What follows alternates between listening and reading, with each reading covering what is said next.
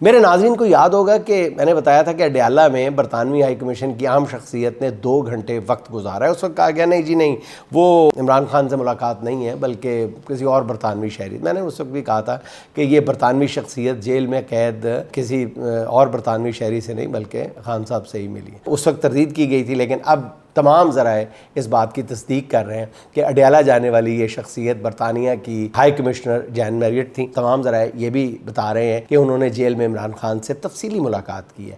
گزشتہ روز Jane Marriott نے وزیر اعلیٰ علی امین گنڈا پور سے بھی ملاقات کی ہے۔